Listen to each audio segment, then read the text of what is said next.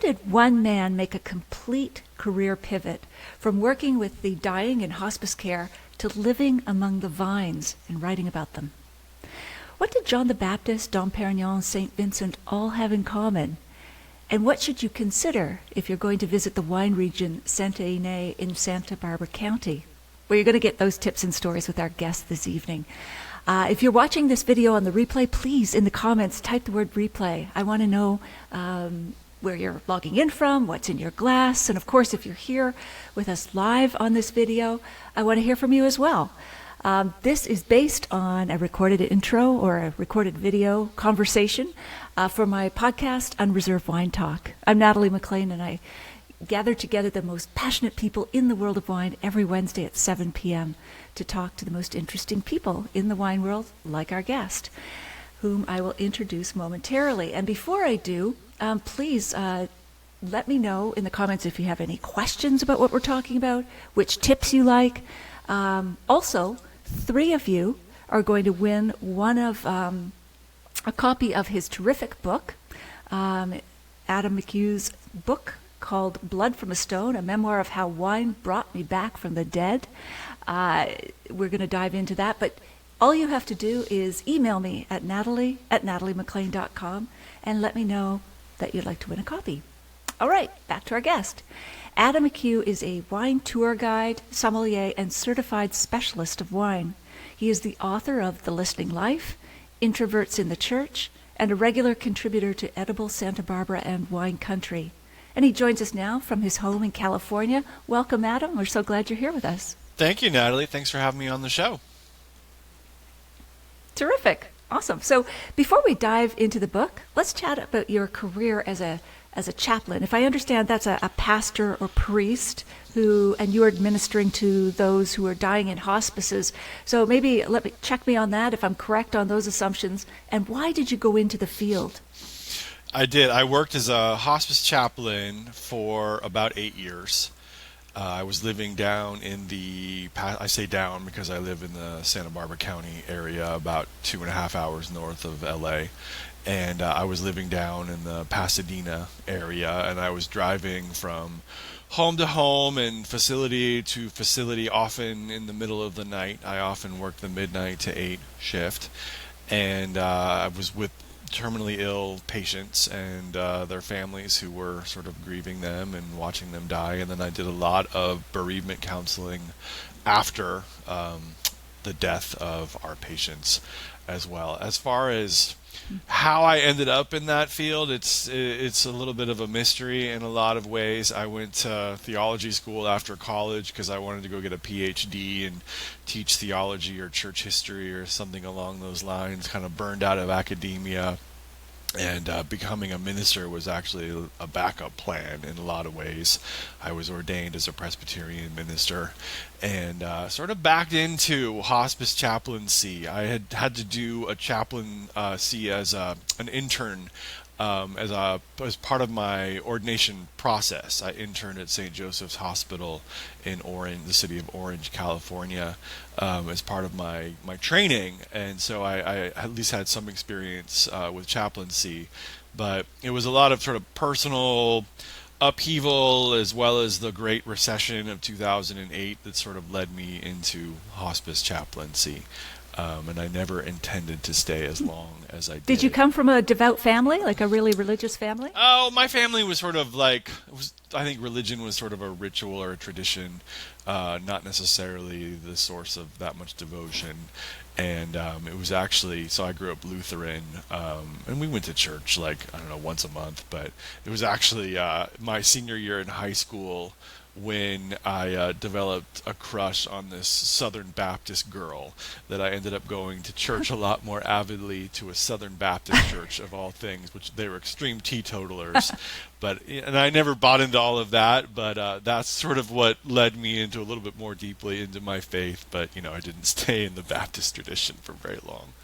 You got some religion due to a girl. Yes. So what did you like most about your chaplaincy work? It was incredibly meaningful work, and it's something that most people just never get a chance to see. To have people and families invite you into the most sacred and meaningful moments of their lives when you're a stranger. And I often only saw my patients and their families one time, but to be invited into that and to see all of the sort of love and compassion, and also other interesting family dynamics that are at play in that sort of situation, it's just a unique situation. And I held the hands of many people as they took their last breath. I listened to the stories of family members talking, all about the person that was in the hospital bed or in the hospice bed. And there's there's something sacred about people remembering and telling the stories of their loved ones that felt like really holy ground, in a lot of different ways. Wow. Yeah. It must have been emotionally draining. It was incredibly draining, although it was kind of more like a slow drain, like a slow leak on your soul is the way I described it, because I wasn't in an ER. They weren't like acute situations, and in most cases it wasn't a big shock that someone was on hospice care, and so it just sort of like slowly gets to you when you spend all day long, 8 hours being with 3 or 4 different people on terminal illnesses. Like it gets to you after a while. The shifts that really got to me, which for about 3 years I worked full time in the midnight to 8 shift, and those were the ones that really got to me, not only because of the nature of the work, but just the nature of the time and the darkness, and that just kind of starts to seep into your soul, that darkness. I can't even describe to you unless you've worked in the middle of the night regularly. It's kind of hard to know. It's like this world inverted in a lot of ways, and you sort of start to lose yourself a little bit.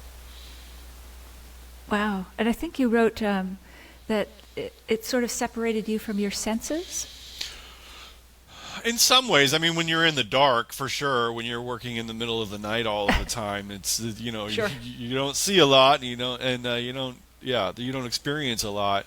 But, I just think in general, I'm someone who's so sort of intellectual, which is why I wanted to go get a PhD and sort of why I ended up writing books. But I was so sort of up in my head that I feel like I sort of lost my ability, or I didn't ever really explore sort of an earthier part of who I am, an earthier spirituality, or just sort of a way of sort of gathering information through your senses, because I just like to have my big conceptual thoughts. And I think actually getting into the wine industry has really helped me to sort of round that part of myself out.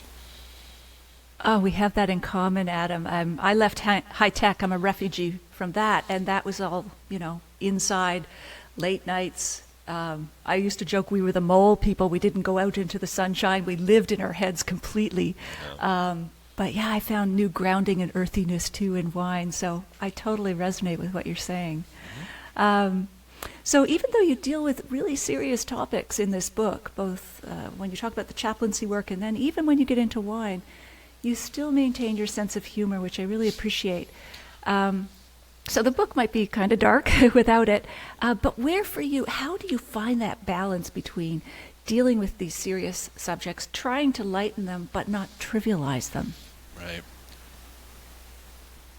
I knew the book could get fairly gloomy if I didn't keep the tone a little bit lighter. I mean, I'm talking about death and grief and that sort of identity loss, and not just grief from dying, but sort of grief from losing a career. And I also lost a marriage in the process, and so I knew there were a lot of very heavy topics in the book, and so I resolved to keep the tone just a little bit lighter, to try to break up some of like the heavier conversations with good humor. But that's just the way I've always been. I grew up in a family that didn't necessarily talk really deeply about emotions, but there was always a lot of humor in my family, so that comes fairly natural to me. The hard part, as you put it, is trying to find some sort of balance between, you don't want to come across as making light of really, serious situations, but at the same time, you don't want to delve so deeply into it that you can't get back out of it. And so that was a big part of the book. The editing of the book took me about a full year and a half, and I feel like the first draft was almost faster than the editing part. But the editing was all about trying to weave in the different narrative threads and to try to tie it all together into some sort of whole, so that the humor would sort of blend into the more serious conversations and then take you back out of the more serious conversations. But I'm not sure I have an answer to like how exactly to find the balance. But I do know, Sure. as I've sort of matured and gotten older, I use humor less as like a defense mechanism, which I think was a technique, a trick that I did when I was younger to sort of keep people at arm's length. Whereas now I feel like I'm able to use humor in a way that sort of welcomes people into my presence rather than push them away. Oh, I love that. I love how you put that. And again, my goodness, so many parallels. I mean, I do think that people who have faced grief or have had tough times use flippancy almost, humor, as armor. But yeah, I love that. The humor that welcomes people in instead of keeping them out. Wonderful. And so, how did you reconcile perhaps any feelings of guilt or whatever you were feeling about leaving hospice work, which is so important, and going into kind of the pleasure business of wine?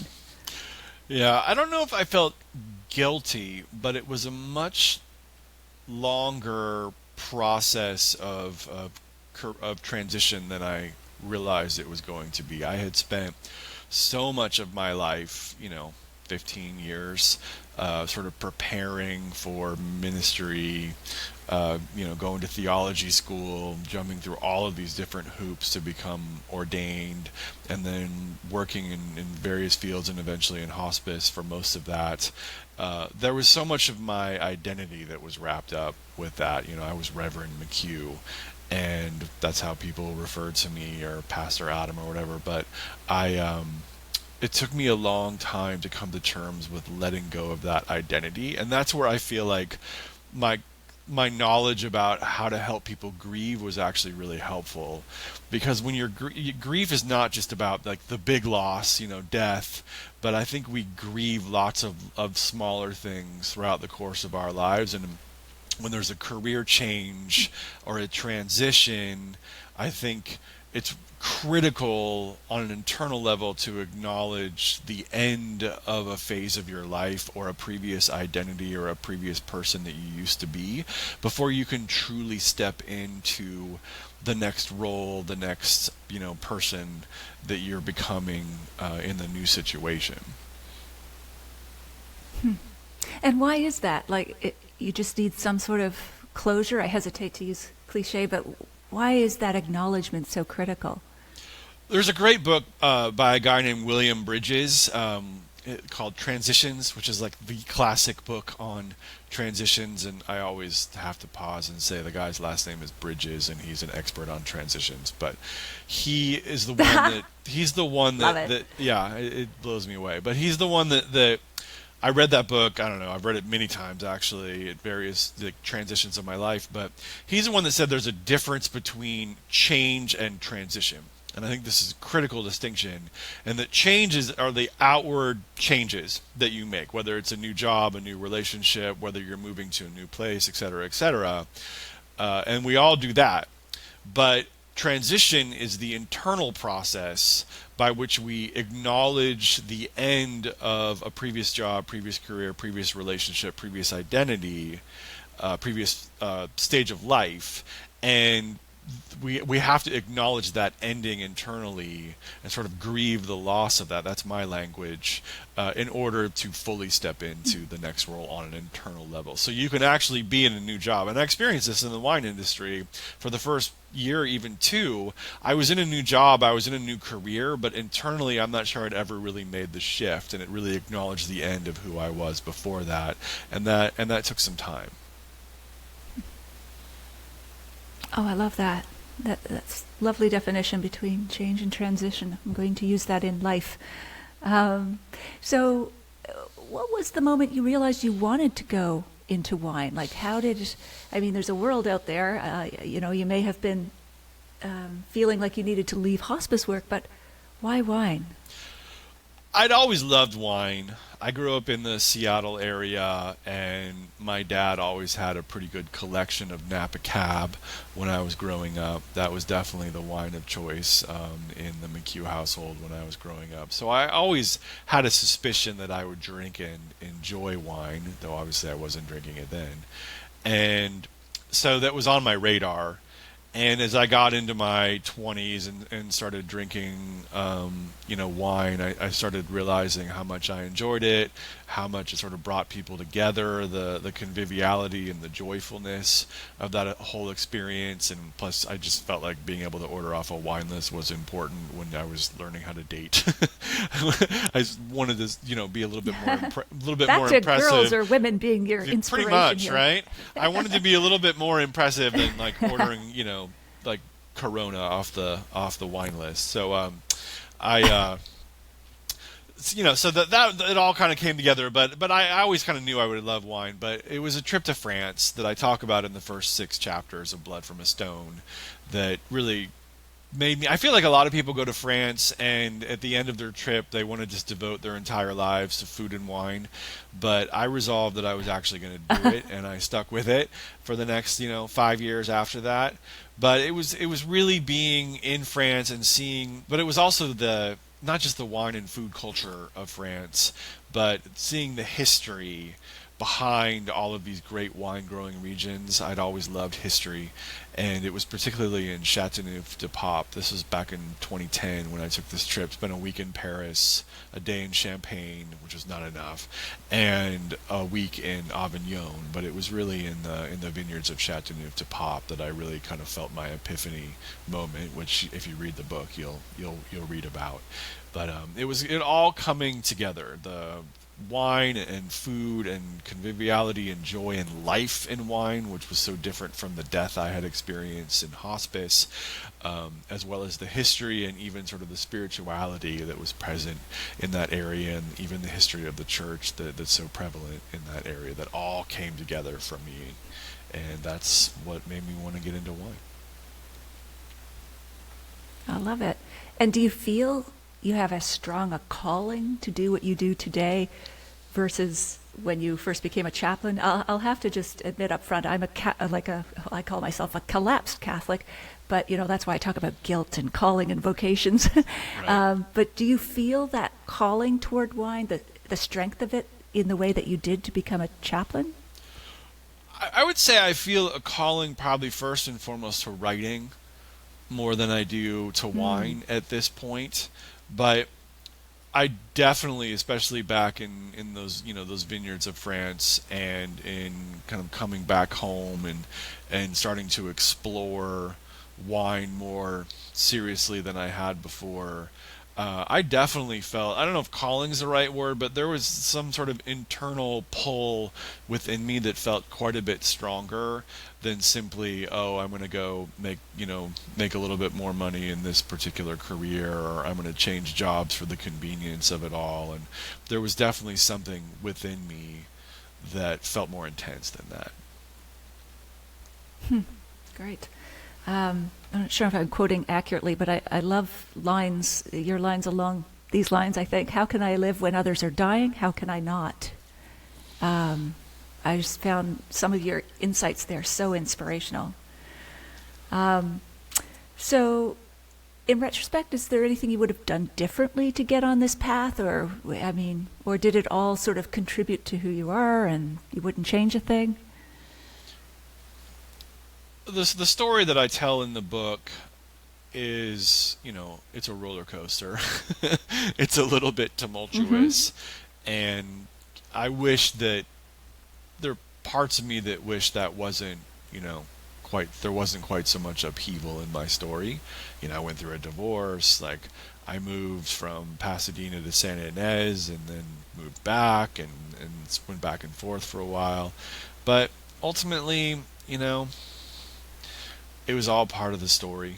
It makes for a good story to write about, but it, I don't think I would. I don't think I would change any of it, to be honest, because it all sort of shaped where I am today and how I am today. And I think so much of it, the wine is is obviously a central part of the story, but in some ways it feels like even a bit of a backdrop in some ways, and sort of the act of sort of becoming who I am now is really what the story feels like it's about. And I'm just not sure we can shortcut any of these roads in order to become, who we are. That's true. Yeah, your book is set in the world of wine, but it's not about wine per se, although you do weave in all kinds of interesting facts and, as you say, history and that sort of thing. So maybe tell us, let's go back to the title, Blood from Stone. What does that mean? What's the inspiration? I mean, I've heard you can't get blood from stone. Right. Sort of the opposite. Are you saying we can get blood from stone? So blood from a stone is a phrase that I heard in the south of France in Châteauneuf-du-Pape, and read the book. You're gonna read all about it. But I was on a wine tour with a wine tour guide named Antoine, and we had finally arrived because Châteauneuf-du-Pape had been one of my favorite wines before I got to this area, and it was sort of the climax of really this entire trip for me.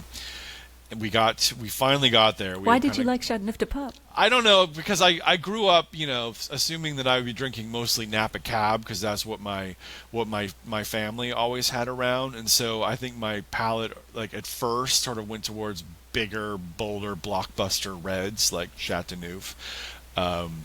And I had gotten recently into Syrah, like California Syrah, and obviously Châteauneuf is mostly Grenache based, but also has other Rhone varietals like Syrah and Mourvedre in there, and so I think I just like the intensity and the power of those wines. Now I'm probably a little bit more like Burgundian, but back then I wanted something really mouth coating, and so anyway, we had gone through Gigondas and Vaccarat and driven all around the southern Rhone, and finally got to the demarcated region of Châteauneuf-du-Pape. And if you've ever been or seen pictures, which I really hadn't at the time, the unique feature of the soil there are these big round rocks called galettes or galets. I'm not sure how it's pronounced.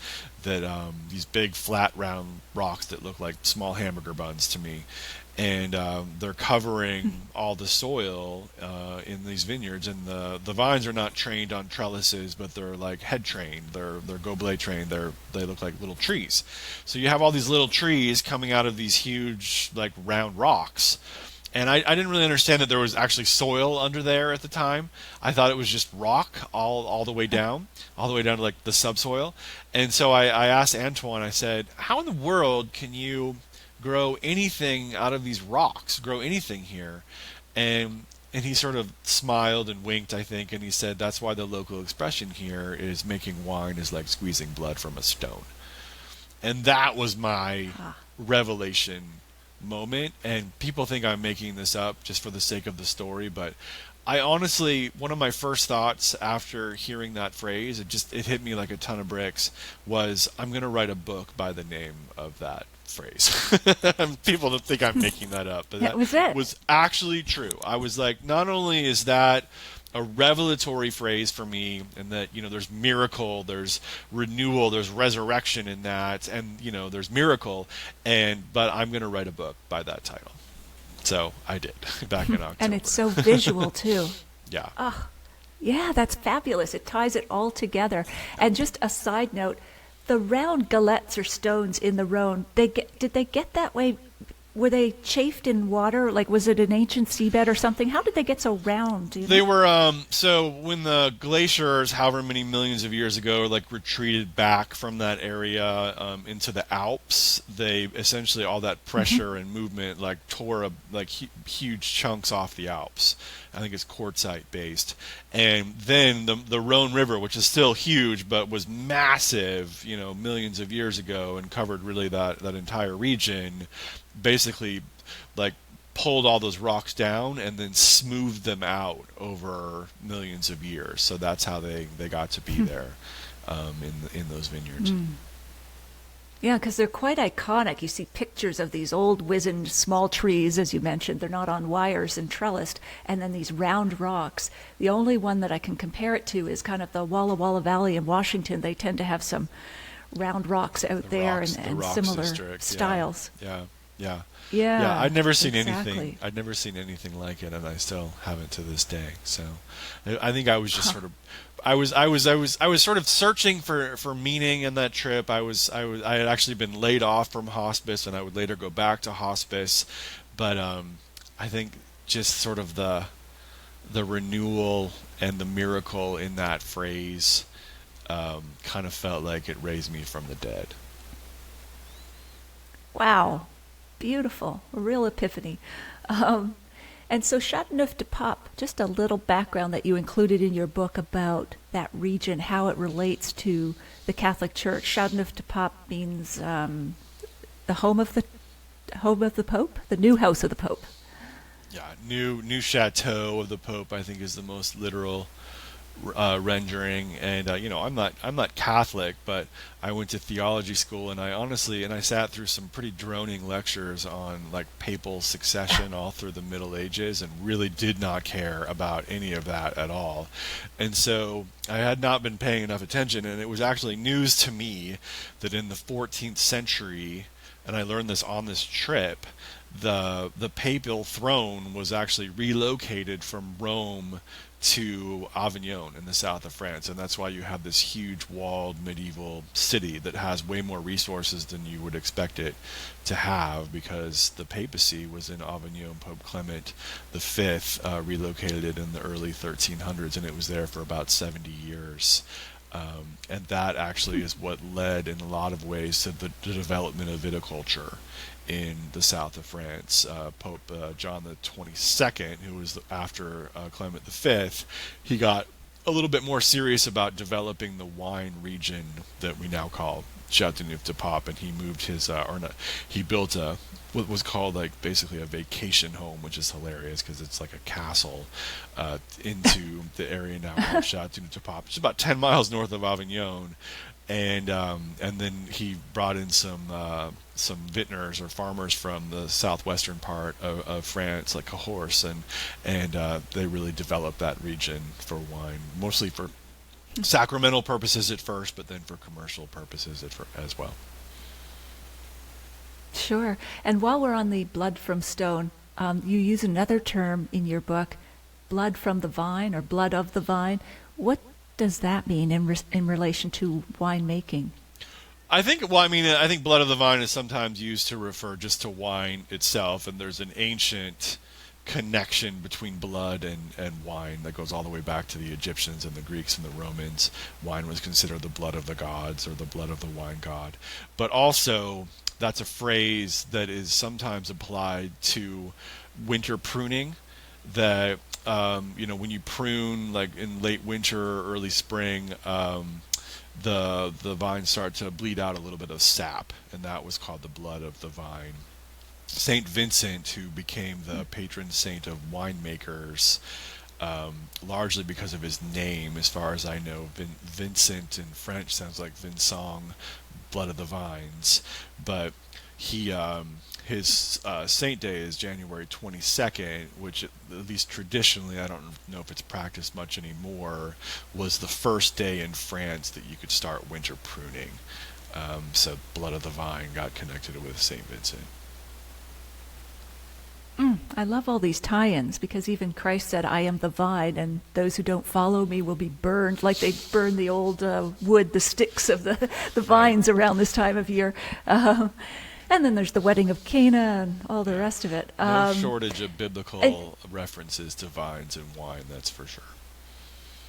Exactly. And you talk about, in the book, secrets, like the secrets of the grape are like hidden sacraments. What did you mean by that? I think I was trying to, I was reveling in all of the sort of hiddenness and mystery of winemaking. And I was one of the things that I've learned about, and I'm not a wine scientist, but I'm around a lot of them, so I pick up a lot of it. And one of the things that I'm really fascinated with is the process of fermentation, and sort of what happens in the process of fermentation. Because it's easy to say, oh, it's yeast eating sugars to create alcohol and carbon dioxide, but it's actually so much more complex and fascinating than that. But I guess what happens is in that process of fermentation, a lot of chemical like equations are sort of broken up in the must and the juice. And there are aromatic compounds that, when they're locked into those equations, have no aroma. But fermentation breaks them up and releases all of the aromatics that we now, revel in: the earthiness, the spiciness, the fruit, the floral qualities, the vegetal qualities. And so fermentation is kind of what unlocks that. And I think I was drawing like a metaphor and talking about sort of the hiddenness that's in wine, and sort of how it's unlocked and brought to the surface.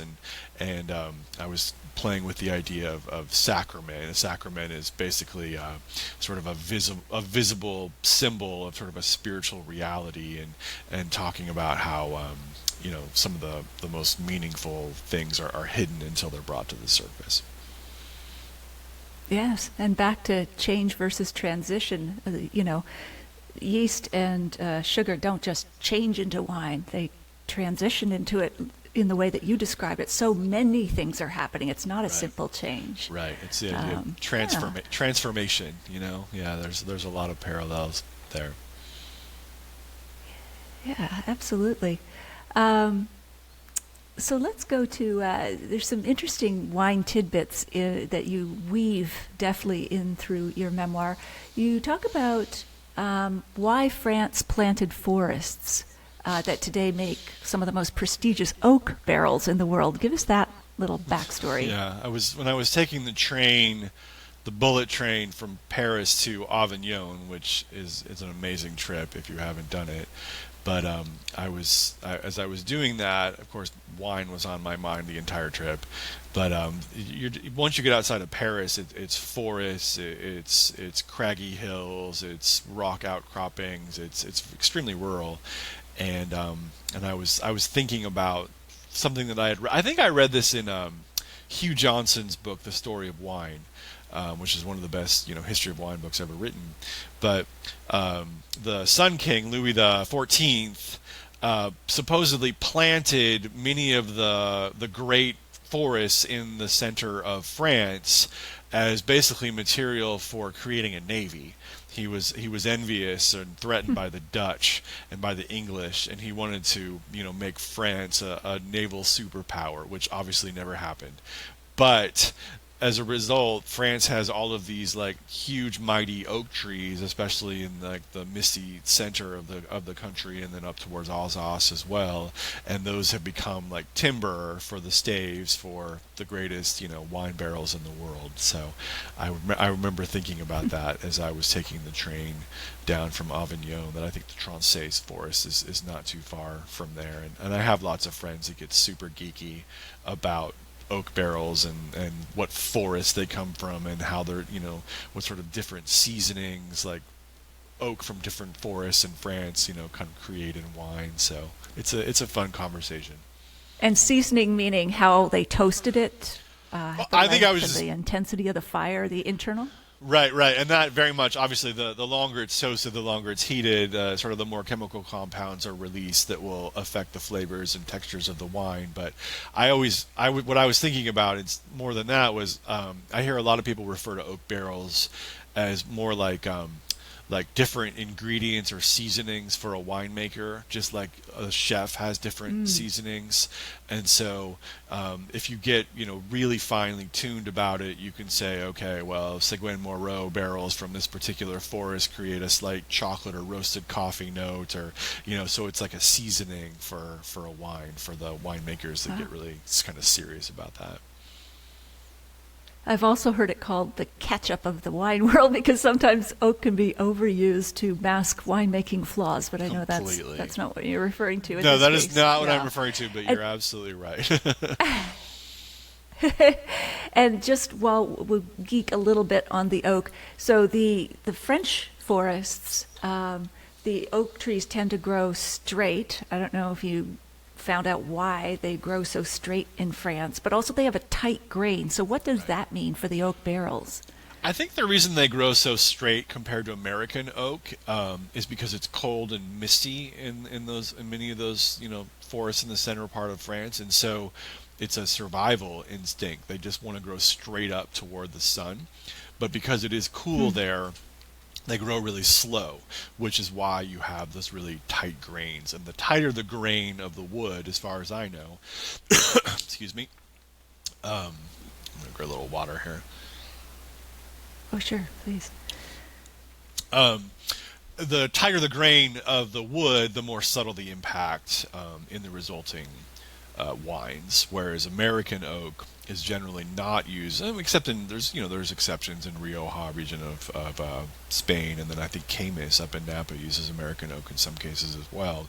It just has the broader grains because they grow faster. And so there's a more aggressive impact, and you think about bourbon; that's American oak barrels. And if you try a young bourbon out of cask, it's a very intense woody note, which is not generally what you're looking for, especially with sort of the French sensibility of wine. They're looking for a more delicate, more subtle impact, and so French oak. That's why French oak is so treasured and so expensive.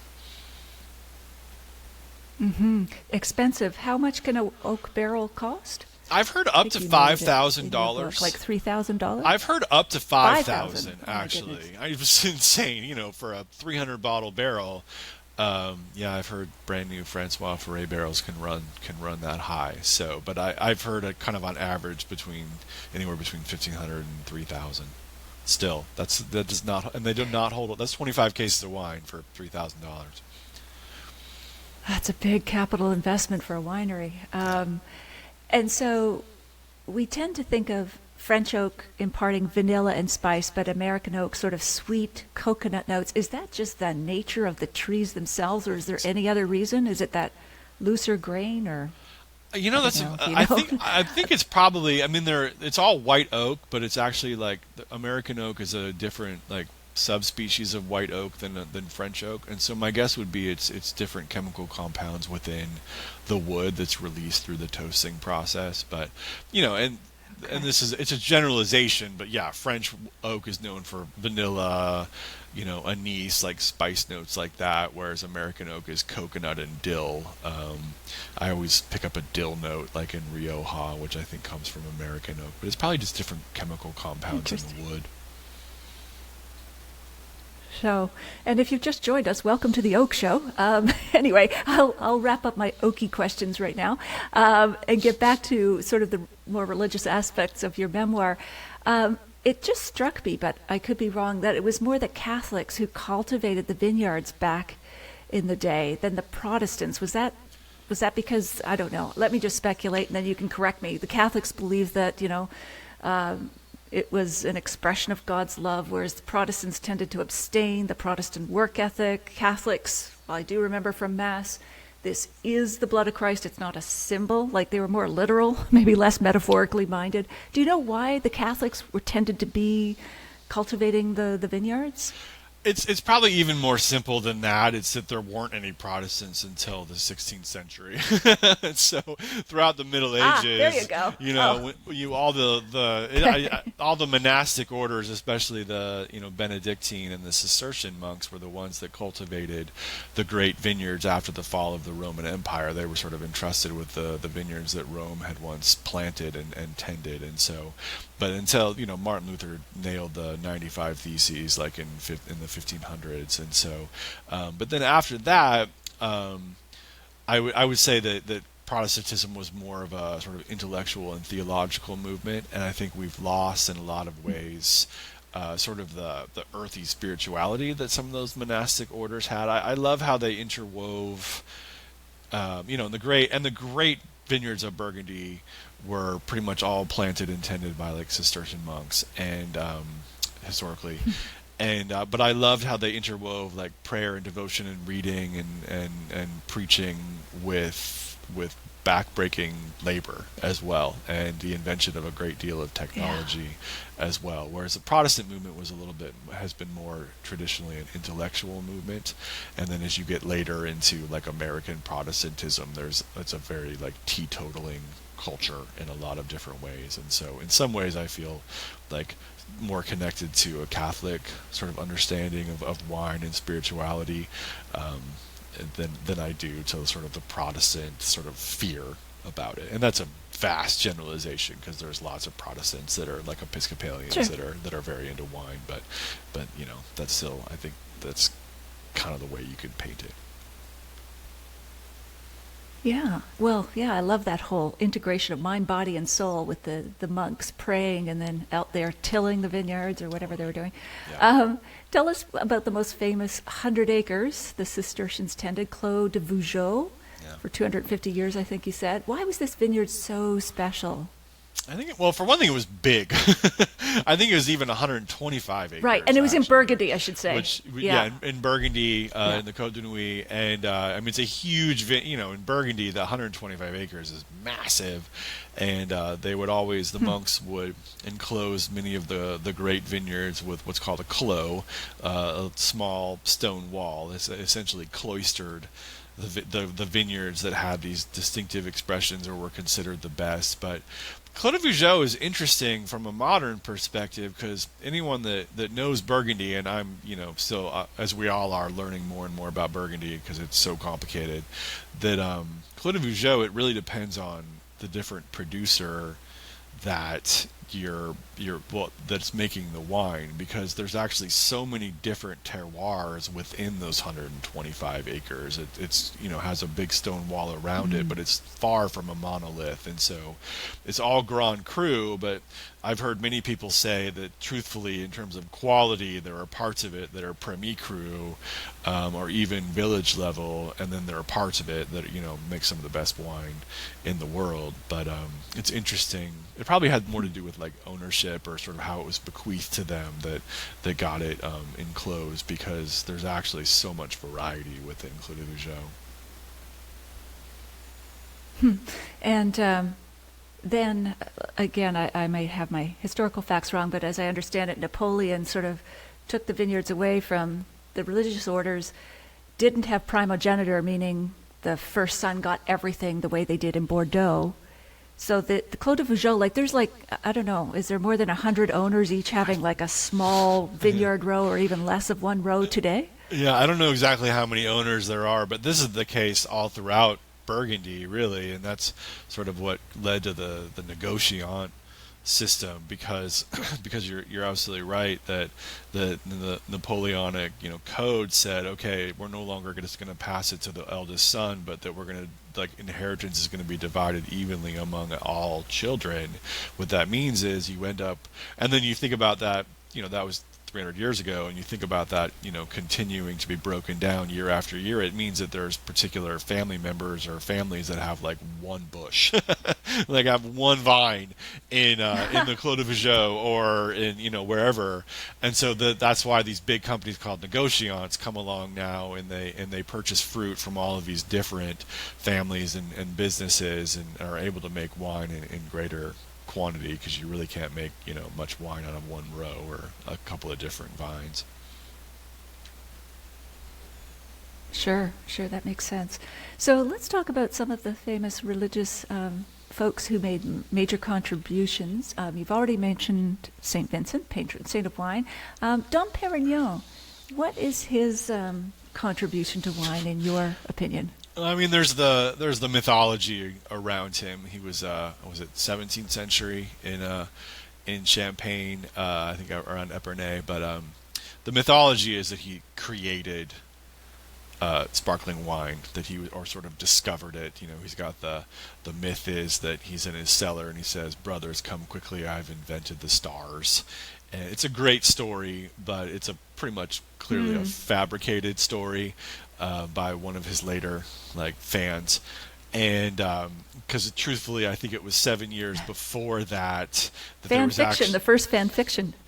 Oh yeah, there was way for centuries before that. All these famous monks all have these kind of hilarious legends around them, but it was actually, I think, 7 years before Dom Perignon even started making wine or even being involved in his monastery in Hauteville, something like that. That an Englishman had sort of published a paper saying, here's how we can, put molasses and sugar into wines we've gotten from France to create the sparkle. So Dom Perignon absolutely did not create sparkling wine, but he actually was actually more involved, as far as I know, and it's been a while since I've thought about this, was very involved in pruning regimens, and was like much more sort of like vigorous pruning to get higher quality wine. And he also, I think, invented blending, just again trying to get a really high quality base wine rather than just pulling out of particular blocks of particular vineyards. But he also really emphasized for a long time like red wine, Pinot Noir and Pinot Meunier, rather than Chardonnay, because he was trying to make still wines rather than sparkling wines. That was what he thought was the highest quality champagne had to offer at the time. And white wine like Chardonnay that was planted there, because the acid was so high in the white wine, would be more likely to create sparkle, because in the spring those the yeast that had gone to sleep in the winter would wake up and keep feasting on the residual sugar in white wine a lot more than red wine, which fermented a little bit faster. So not only did he not invent sparkling wine, but he actually for a long time was focused on creating still wines out of red varietals. Huh.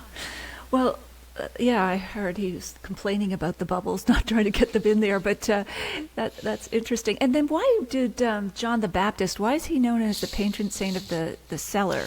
Yeah, it's because in the Gospels, it was King Herod, I forget which King Herod, threw him in the dungeon because John the Baptist was speaking truth to power. He was like married to his sister or something like that, and John the Baptist wasn't cool with that, so he got thrown into the dungeon of the palace and eventually beheaded. And so because he was in the dungeon, he became the patron saint of cellar masters. Okay. I was thinking, is that where heads roll? But anyway, bad pun, bad humor. So you talk about, there's a debate as well that you mentioned between geologists and sommeliers. Can you really taste the soil and minerals? I mean, where do you come down on that? Because a rock is not going to go through the organic process up a vine and out into your glass. But where do you net out? I don't know. I sort of had fun with that in the book.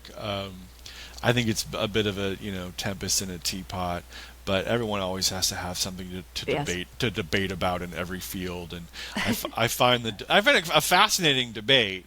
And I've read a bunch of different things on it about the geologists who will say, we'll start with the sommeliers will say, I can taste the soil in Chablis or Sancerre, or I can taste the slate in a Mosel Riesling, etc.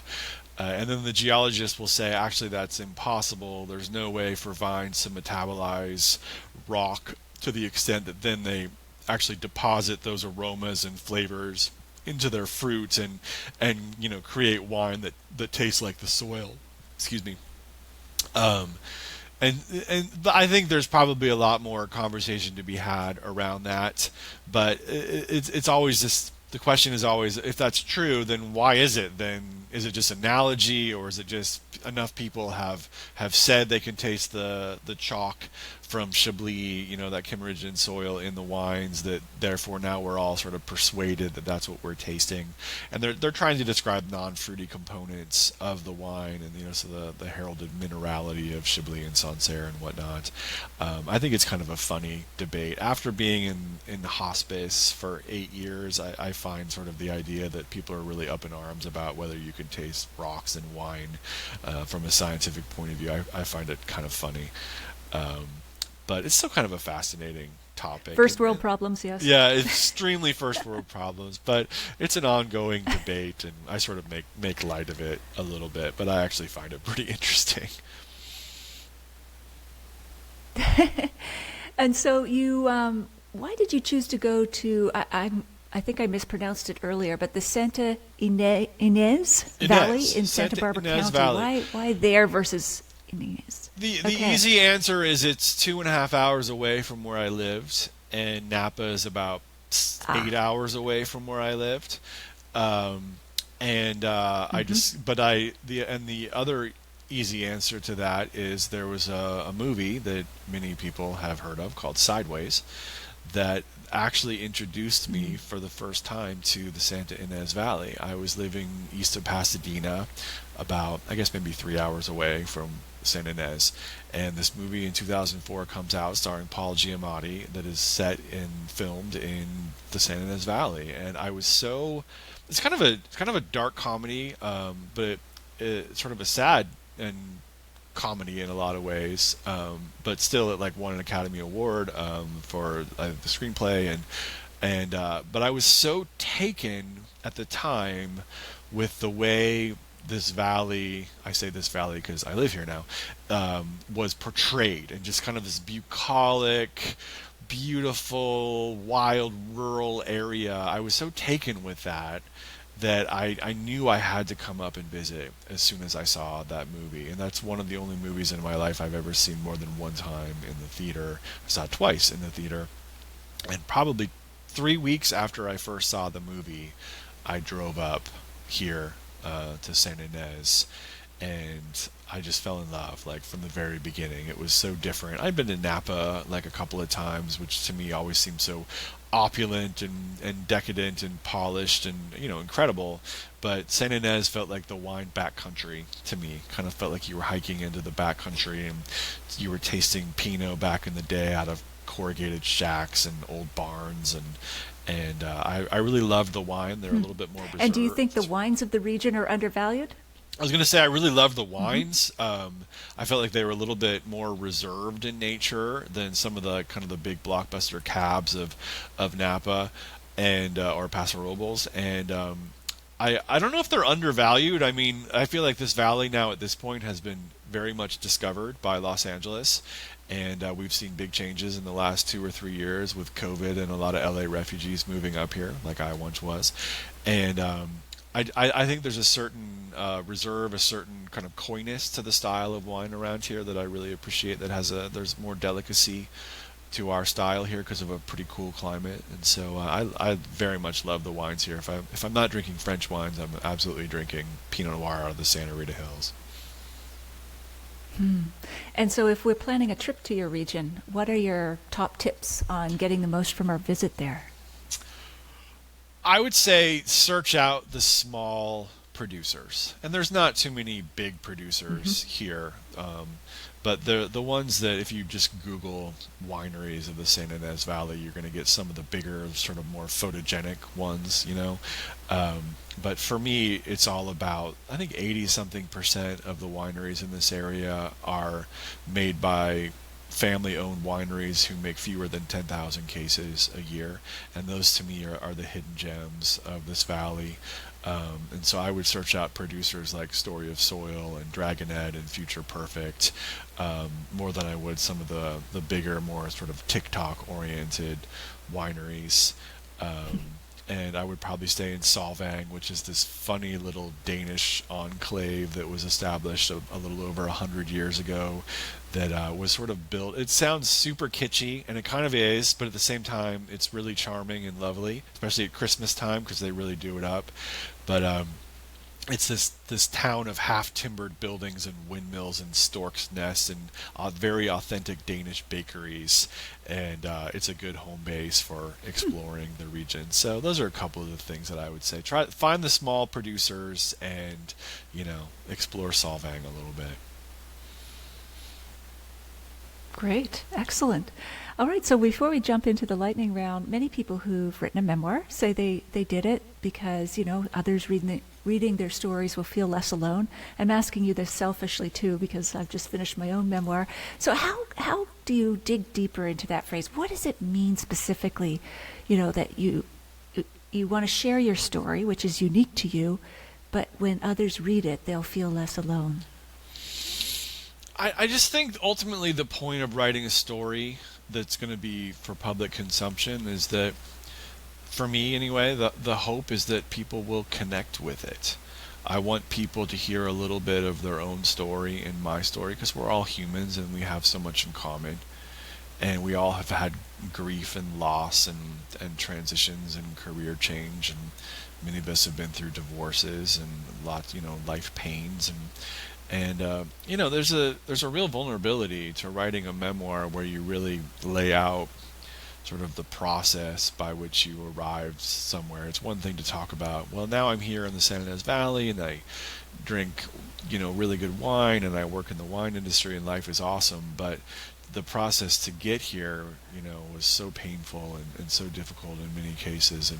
And when you're revealing that process, I think that's when you're hoping for deep human connection. And so the hope is that people will, even if they don't relate to the details of the story, will relate to the process and the emotions and struggles that I went through.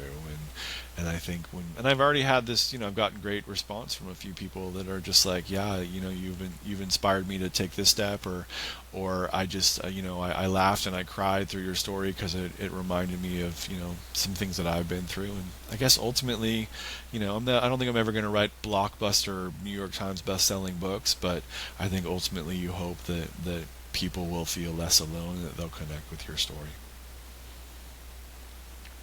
Yes, and it's the transition they identify, not the specific change. So they didn't move to Santa Ynez, but they might have moved place, as you said, changed career, got divorced. Like it's what happened, the transition, and how you felt and how you dealt with it. The specifics of you were married to so and so, and you had a job here, is not so much the story, but what happened and how you dealt with it. Yep. That's very well said. Very well said. And so, what's your? Oh, thank you. Well, you've been leading me along here. I love your whole change transition analogy. So I'm processing because I've got to figure it out for myself too. What is your greatest satisfaction having written the book now? This is my third book, and for me, the moment that means everything. And I know you publish books too, and I'm sure you had this experience, is that when the moment the box of books show up about a month before book release, with a bunch of books with your name on it, that to me is like the moment that I live for. It's before it's gone out into the world, before the critics and the reviewers have gotten a piece of it, and you just get to sit there with your creation that always, I love the texture of the book that my publisher, chose. It has this very vintage feel to it, and you just hold it in your hands and you just feel it, and you just remember all the agony and torture that's gone into that little thing in your hand.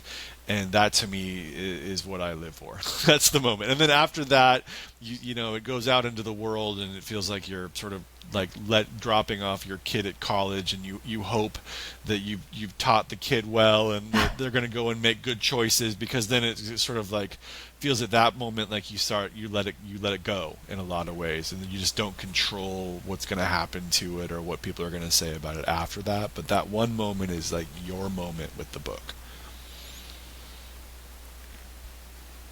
Yeah, I love that. And, there's so many great unboxing videos on social media, but I think it's that element of, it's real. It's like you've been Geppetto all along to this book, and now it's a real boy. It's a real child. Totally.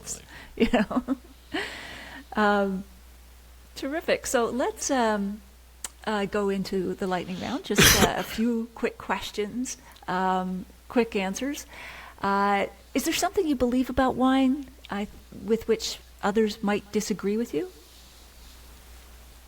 I believe it to be a very spiritual thing in a lot of ways.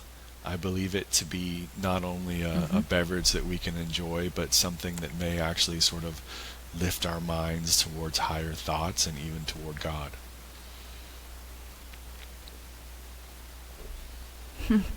Beautiful. Do you have a favorite wine book? Karen McNeil's book, The Wine Bible, hands down. She has a new edition out, which looks beautiful. And she's not only, what I love about Karen is, and she endorsed my book, and it was very exciting, but what I love about Karen is that not only that she knows everything in the world about wine, but she's just an incredibly good writer, and I appreciate that because we all know there are a lot of wine books that are pretty dry. And she's a really good writer. The idea that champagne is like a sword enveloped in whipped cream, things like that. Just incredibly good writing. Wow, I love that. I didn't hear that one. And do you have a most useful wine gadget you've discovered along the way? Oh, I don't know if I have too many wine gadgets. I like my Coravan for sure. That's when you live in the wine industry or in in wine country. There's far too much free wine out there, and it's very easy to drink too much. And so the Coravan helps me to just keep it to one glass a night. Although I'm not always convinced it keeps wine for good more preservation than a few days. system. But yeah, preservation system is key when people are giving you too much free wine. Exactly. Preservation for the human body, too. Yes. So tell me about a bad wine pairing you've had. I think you might have mentioned a chicken picante, but I'm not sure. What is that dish, by the way? I'm not quite even sure what it is. Chicken piccata. It's basically a breaded chicken in like a lemon caper sauce. It's delicious. But I've always heard, this was years ago, but I'd always heard like the best wine is the one that you want, and the best dish is the one that you want, that you enjoy. And so don't worry about sort of pairing wine and food together. And so I sort of tested that theory. This was 20 years ago when I really loved Australian Shiraz, big, jammy, intense Australian Shiraz, which now isn't necessarily the case. And then I paired it with chicken piccata, which is the absolute worst pairing I've ever had in my entire life. And it basically just sort of, I had friends over, and that's what I served, and I'm still kind of embarrassed about that. And it just kind of ruined everything. And that's when I was like, okay, I think I need to think a little bit more carefully about this whole idea of pairing food and wine.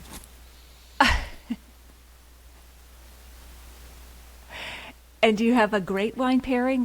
You're talking about maybe something about duck fat and a chewy wine? Yeah. That's what I talk about in the book. Just the notion that if you're going to have a really tannic wine, instead of having it suck all the proteins out of your saliva, you want to put some good marbled fat in there to sort of soften it all out. And, the wine will cleanse your palate of the food, and the food will cleanse your palate of the wine. But lately I'm having a weird Chardonnay phase right now, where I'm really loving the Chardonnays, especially of the Santa Ynez Valley, which tend to be lighter and kind of saltier than some other styles. And I'm really into like Chardonnay from the Santa Rita Hills and Julia Child's roast chicken recipe right now, which she's slathered in butter. So how bad can it be, right? But this sort of butter slathered roast chicken with that crispy skin, along with like a clean, like fresh, like pure style of Chardonnay is like my favorite go-to pairing right now. Oh, yeah. I loved her free spirit. Doesn't matter if you drop the chicken on the floor, keep going. Yeah. Amazing woman. Amazing woman. She wasn't she? So if you could share a bottle of wine with anyone outside the wine world, who would that be? And what would you ask? What bottle would it be? That's a really hard question for me to answer. Ever since I moved to the central coast of California, I've pretty much been reading John Steinbeck ever since. He lived up in Salinas, which is about 3 hours north of where I am. And the way that he portrays the central coast of California is what I aspire to do. I talk a lot about place in the book, and I try to describe a lot of the landscape and seascapes of this valley. But he's the master, he's the muse of all writers trying to write about the central coast. And I think I would just love to sit with him. I don't know if he was a wine drinker, probably not, but I would love to sit with him and just talk about writing. I'd like to know how he did it, what he sees. I'd like to see sort of this valley and the central coast through his eyes and his ears. Well, he wrote Grapes of Wrath, right? Exactly. Yeah, he did. He did. Although that wasn't as much based here, but like his East of Eden book or Tortilla Flats and Cannery Row were all based up in Monterey and the Central Coast. And I wish that I could describe this area with the words and the pith that he does. Uh, he had a magic pen for sure. Yeah. Absolutely. And speaking of pith, if you could put up a billboard in downtown San Francisco, what would it say? You don't have to have 27 different ways to drink coffee. Every time I go to it'd be wine related. Every time I go to San Francisco and you walk into a coffee shop and it's like a frickin' science experiment in there, and I'm like, I just want drip coffee. I don't want it run through a funnel. Like I just I get so overwhelmed by coffee shops in San Francisco. Okay. Well, yes, that'd be good. And also maybe a little side note, buy my book. Yeah. But given your expertise, which wine would you like served at your funeral? Probably. I'm trying to think of something funny or metaphorical to say, but I don't really have anything. Probably Châteauneuf-du-Pape, because that was, the eye-opening experience for me, and probably like in terms of meaning, the central wine in my experience and what led me to get into wine and pursue this calling of writing in wine. So probably Châteauneuf-du-Pape, probably Château de Beaucastel from Châteauneuf-du-Pape. Ooh, that's a great choice. Yeah, absolutely. Please invite me, not to get morbid or anything, but yeah. Yeah. So as we wrap up our conversation, is there anything we haven't covered that you wanted to mention? People just sort of ask me, exactly like what the book is about, and I always the way that I put it is, for 8 to 10 years, I used to work in the Pasadena area as a hospice chaplain and grief counselor, and now I live in the Santa Ynez Valley, and I'm a sommelier, and I work in the wine industry, and I'm a wine tour guide as well. And Blood from a Stone, and the name of the book, is how I got from there to here. Essentially, that's sort of my elevator speech about my book. Well done, well refined. So, where can people find you and your book online, and I presume in bookstores, that sort of thing? Yeah, it's all over the interwebs, of course, and hopefully in a lot of local bookstores. I'm all about supporting local bookstores, and if you come to the Santa Ynez Valley, it's all over the place here. There's various wineries that are carrying it, and you can. I don't have a website, but if you want to contact me, and please do, you can email me at adammchugh@gmail.com or find me on Instagram at adammchugh.wine. Excellent, Adam. Well, thank you so much. I really appreciate this. Great conversation. I could keep going on another hour with you, but we both have to resurrect ourselves probably with a glass of wine by that time. But thank you so much, and I look forward to continuing our conversation perhaps in another episode down the road. Yeah. Thank you so much, Natalie. It was fun. Okay, I'll say bye for now. Cheers, Adam. Cheers.